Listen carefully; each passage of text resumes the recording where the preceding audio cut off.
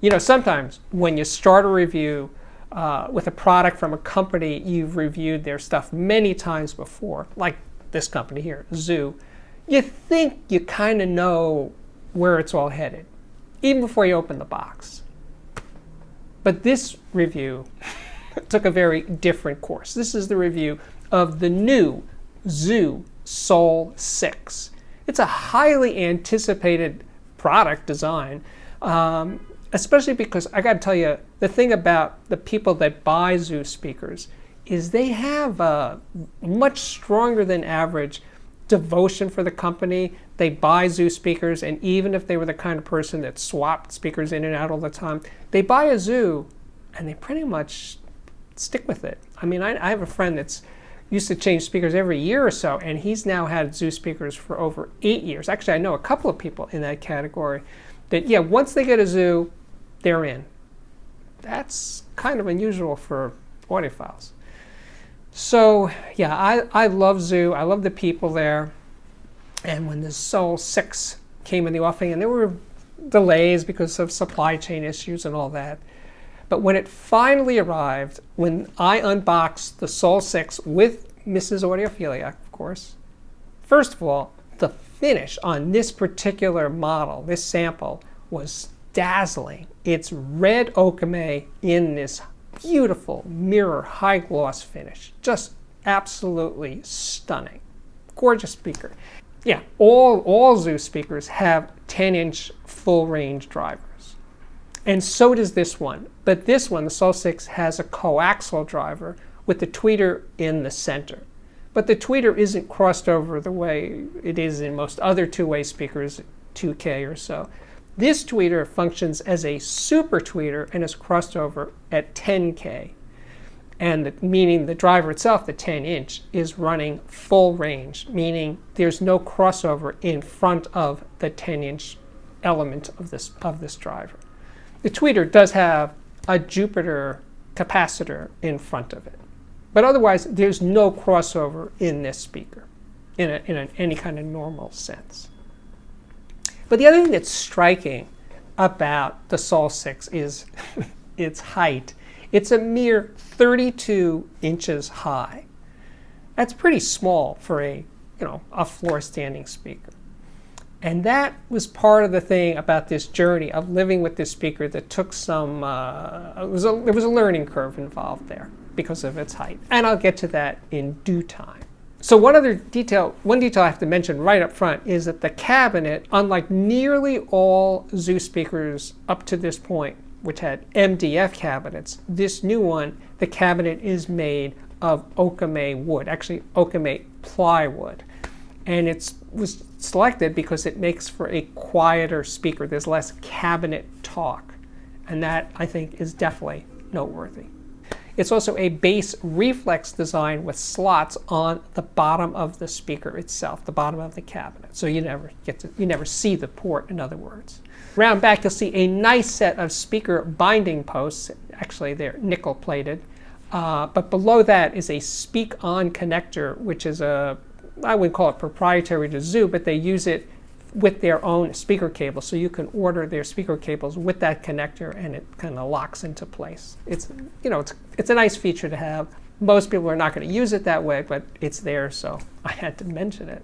There will be, in case you were wondering, yes, there will be an Audiophiliac viewer system of the day at the conclusion of this episode. Now, I'm going to put up the complete specs, but while you're looking over those specs, I will throw in some other numbers that are very important, starting with the price. The price is $5,999 a pair with the speakers in their standard finishes. I'll show you some of the finishes right here. And then there's optional extra cost finishes like the beautiful red okame high gloss finish I have on these samples. But the base price is $5,999 a pair. The impedance, as you can see, is 8 ohms. Sensitivity is very high. It's 100 dB at 1 volt, or is it watt? Zoo sells direct, and they sell with a 60-day return policy. So if you're not 100% thrilled with the speakers, you can return them and get a full refund. And what else? Oh, the warranty. The warranty is 5 years.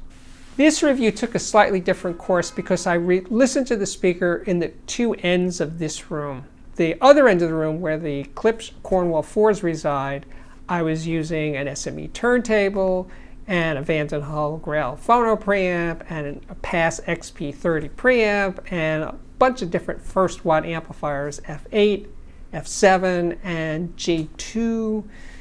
That was that end of the room. Oh, and a Denafreps Terminator DAC and the J's Audio CD transport. But then I moved over to this end of the room because it was going to be a more intimate, a closer listening space. And here I was using the Technics turntable and the MoFi Studio Phono preamp. And this preamp behind me here, the Pass HPA1, which is a headphone amp, but it works as a preamp, the J2, and an Oppo Blu-ray player that I use it on its own without a separate DAC. So there were two different systems. So to get started listening, I moved the Klipsch Cornwall IVs aside and put the Sol 6s exactly in the same positions. And the sound was good. The imaging was really good, actually much better than the Cornwall IVs. It was a very lively sound, very articulate, just great detail. But the sound saver was kind of flat, and the bass was not really going very deep. It's pretty much started rolling off significantly at 57 hertz. So I started moving the speakers back closer and closer to the wall, and it improved, but it wasn't really changing that much. I moved the speakers closer together. I just did all the placement issues that I could possibly think of.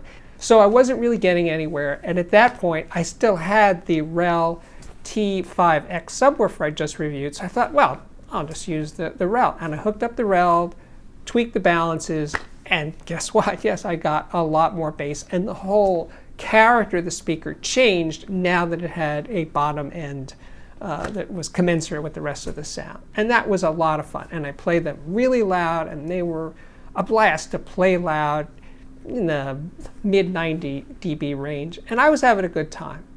But the thing is, I can't review a speaker based on what it sounds like with a subwoofer. That's not really, that doesn't work for me because I don't want you to buy the two things. Let's just focus on the one thing, which is in this case, the Sol 6s. And that's when I had the bright idea of moving the 6s over to this end of the room where I am right now, which is a much smaller enclosed space. And yes, right away, the bass improved.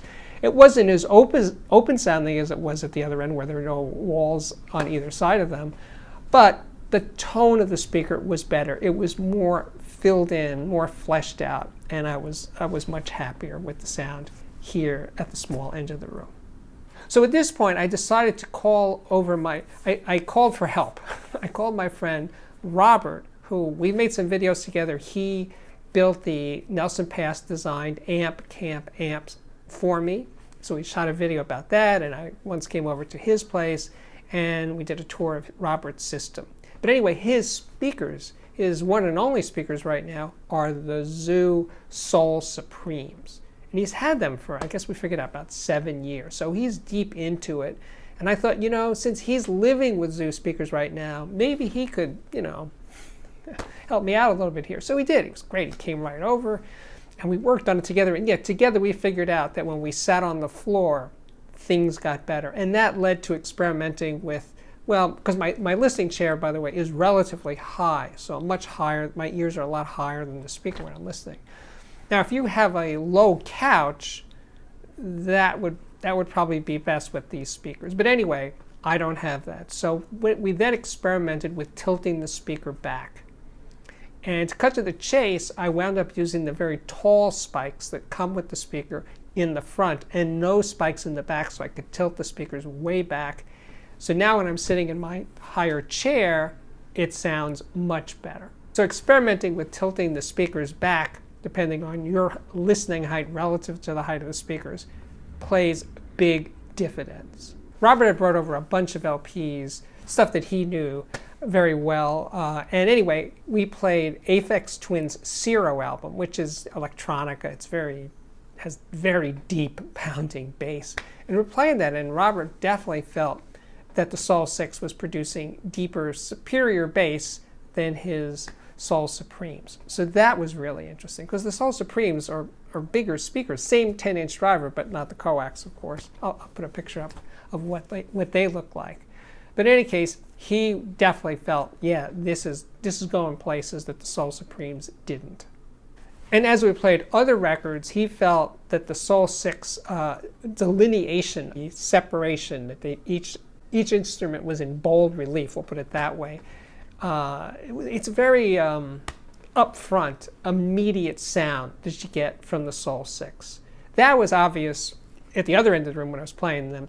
The articulation and transient response are really, really good. Really good. And you feel, I mean, in very reach out and touch kind of thing. But they don't do, the Sol 6s don't do soundstage depth. They can image really wide. So Steve, you have Klipsch Cornwall IVs right over there. They are also $6,000. How do they compare with the Sol 6s? You know, it's not fair because the Klipsch's are much, much, much bigger speakers with a 15-inch woofer and compression mid-range and compression tweeter horns. It's a completely different animal. And the thing is, well, they sound like much bigger speakers. They have a ease to them, a power to them, just a fuller, more powerful sound than the Sol 6. No doubt about it. But the Sol 6, again, images better. It's a faster, more alive sounding speaker, which is pretty remarkable because the Cornwall IVs are no slouches in those areas. But I gotta say, the Sol 6 is even more textured and alive and vivid sounding than the Cornwall IV. So, but they're both high sensitivity speakers. The Klipsch is 102, the Sol 6 is 100. So yeah, I did try the Decware Zen Triopde 2.3 watt per channel amplifier on the Sol 6. And you know what? It did not sound good. It just sounded very recessed, even hollow sounding. It sounded like the amp was just not happy driving the speaker, which it doesn't make sense because it's a pretty simple 8 ohm load. But the Sol 6 made beautiful sounds with the J2. That was my main amp over the course of this review. So this recording by the Milk Carton Kids, that's how it's called, the Milk Carton Kids, it's almost like the Everly Brothers, like just these beautiful vocal harmonies, very acoustic, really beautiful recording. You know, a recording that sounds like people, real people, were playing together music in a room, well, in a recording studio. Just gorgeous, minimal production, just the sound of humans making music. And yeah, that came through very, very well over the Sol 6, that the acoustic nature of the music, the unhyped part of the music was just stunning, wonderful, and I was very, very happy. Wow, you know, this is one of those records that just got misfiled and I haven't played it in years, and then I found it. And I started playing it over the course of doing this review, and I must have played it 10 times. I just kept listening to it over and over again because I was digging it so much. What a great artist, what a great singer-songwriter, but he could rock. So yeah, I was rocking out with John Hiatt over the Sol 6s and really enjoying it. These speakers do rock and roll, high energy music really, really well because of that sense of liveliness that they have. Yeah, articulation, transient speed. This speaker jumps. It puts electricity in the room. Ry Cooder on guitar, Jim Keltner on drums, and Nick Lowe, who was Elvis Costello's producer, Nick Lowe on bass. And it's a great record. Oh, I'm so sorry I've missed it all these years. It is so good.